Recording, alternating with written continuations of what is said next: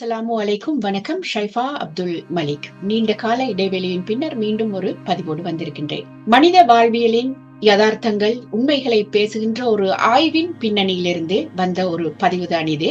இந்த ஆய்வு என்ன சொல்கிறது, இந்த ஆய்வின் முடிவு உங்களை என்ன மாதிரி நோக்க வைக்கிறது என்பது பற்றி பார்ப்போம். நாம் வாழ்வதற்கு தேவையான அனைத்தும், உணவு, தண்ணீர், பாதுகாப்பு, உறையுள், இவை எல்லாமுமே நிரந்தரமாக குறைவில்லாமல் கிடைத்தால் என்ன நடக்கும்? எல்லாரும் தங்களுடைய வாழ்வை பூரணமாக அனுபவிப்பார்களா? அதில் சுக வாழ்வு காண்பார்களா? இல்லை என்றால் இவர்களுக்குள்ள மாற்றங்கள், சவால்கள், போராட்டங்கள், கஷ்டங்கள் தோன்றுமா என்று கேட்டால் அதற்கான பதிலைத்தான் இந்த பதிவு உங்களுக்கு தர இருக்கின்றது. ஆம், இந்த கேள்விகளுக்கான பதிலை தேடியவர் அமெரிக்க உயிரியலாளர் ஜான் பி. கால்ஹார்ன். இந்த கேள்விகளுக்கான பதிலை தேடுவதில் ஒரு ஆய்வை மேற்கொண்டிருக்கின்றார். பரிசோதனை ஆய்வு என்று வந்தாலே ஒரு கூட்டத்தார் இருக்கின்றார்கள். அவர்கள் தான் இந்த ஆய்வுக்கு பயன்படுபவர்கள். அந்த வகையில் இவரும் கூட அவர்களை விட்டு வைக்கவில்லை. அவர்களைத்தான் இவர் ஆய்வு பொருளாக எடுத்திருக்கின்றார். ஆம், அவர்கள் வேறு யாருமல்ல, எலிகள் தான். எலிகளை வைத்து 1970 ஆண்டு யூனிவர்ஸ் 25 என பெயரிட்டு உலகையே அதிர்ச்சி அடையும் வகையில் அந்த ஆய்வை அவர் மேற்கொண்டு அதற்கான முடிவுகளை கண்டிருக்கின்றார். ஆம், அது என்ன, அதனை எப்படி அவர் செய்து முடித்தார் என்று பார்ப்போம் என்றால், அவர் என்ன செய்திருக்கின்றார் என்றால், உணவு, தங்குமிட வசதி, இயற்கை அனர்த்தங்கள் எதுவுமே தாக்காத வகையில ஓரிடத்தை அவர் உருவாக்கி இருக்கின்றார். பின்னர் அங்கு 4 எலிகளை, 2 ஆண் 2 பெண் என வைத்திருக்கின்றார்.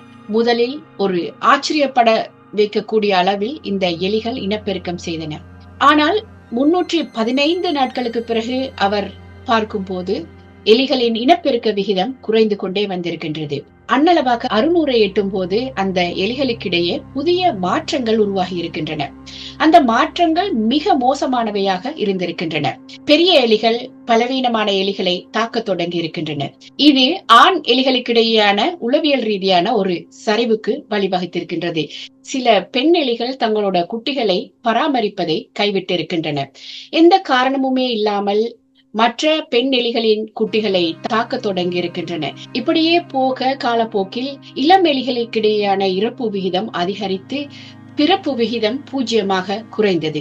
ஏராளமான உணவு இருந்த போதிலும் ஒரு பாலுறவு, காட்டு மிராண்டித்தனம், மற்ற எலிகளை கடித்து உண்ணுதல் போன்ற விசித்திரமான நடத்தைகளும் அவர்களுக்குள் தோன்றியிருந்தன. சோதனை தொடங்கி 2 ஆண்டுகளுக்கு பிறகு கடைசி எலி 1973 பிறந்தது. கைசேதம் என்னென்றால், யூனிவர்ஸ் 25 என்று அழைக்கப்பட்ட இந்த சோதனையின் முடிவில் அனைத்து எலிகளும் இறந்தன. இதைவிட என்ன ஆச்சரியம் என்றால், இதே சோதனை 25 முறை மீண்டும் மீண்டும் செய்யப்பட்டது. ஒவ்வொரு முறையிலும் அதே முடிவு, அதே சரிவு, அதே அழிவு. இறுதியில் கால்ஹார்ன் ஒரு முடிவுக்கு வருகிறார்.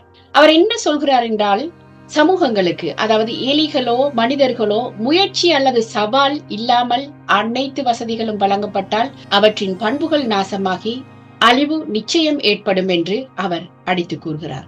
நாம் சாதாரணமாக பார்க்கும் போது உணவு, நீர், பாதுகாப்பு எல்லாமுமே அன்லிமிட்டடாக இருந்தும் கூட அழிவே கட்டாயமாக வந்தது.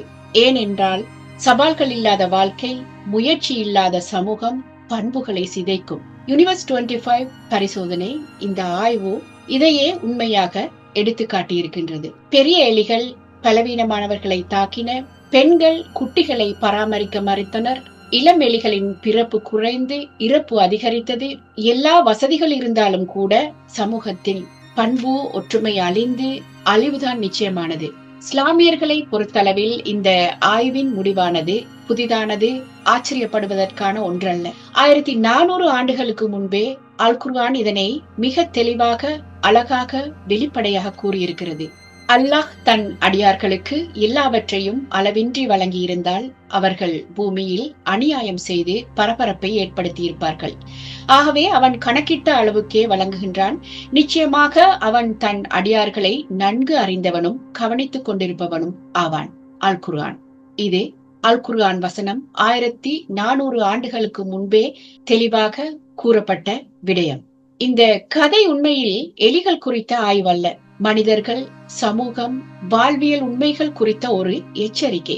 வாழ்க்கையில் சவால்களும் சோதனைகளும் இருந்தால்தான் மனிதன் ஒழுக்கம், பண்பு, ஆர்வம் ஆகியவற்றை காப்பாற்ற முடியும். இல்லை என்று சொன்னால் சந்தேகமே இல்லை, அழிவுதான் முடிவு. சவால்கள் மற்றும் முயற்சி இல்லாத சுக வாழ்வு அழிவின் விதியைத்தான் உருவாக்கப் போகிறது. எனக்குத்தான் இந்த கஷ்டம், எப்போதுமே சோதனை என்று யாருமே யோசிக்க வேண்டாம். அந்த கஷ்டம் இல்லாவிட்டால் நீங்கள் வாழும் இந்த வாழ்க்கையில் சுவாரஸ்யம் இருக்காது. மீண்டும் சந்திப்போம். ஷைஃபா அப்துல் மலிக். நன்றி, வணக்கம்.